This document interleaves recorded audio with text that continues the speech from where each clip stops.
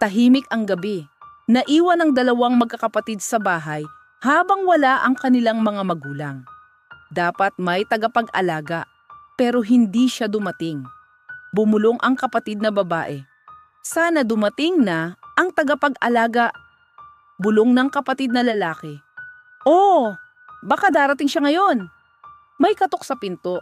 Sumilip sila at napahinga ng ginhawa. Tito, sabay nilang sigaw. Ngumiti ang tito at mahinahong sabi, huwag kayong mag-alala, aalagaan ko kayo. Pagkaraan, bulong ng kapatid na lalaki. Bakit palagi siyang umaalis agad? Umaksi ang kapatid na babae, baka may pupuntahan siya. Ligtas ang pakiramdam sa bahay, ngunit may kakaiba. Sa telepono tinawagan ang mama nila, seryosong boses ng kapitbahay ng tito. Maam, ang kapatid ninyo, patay na sa kanyang apartment ng 1 linggo.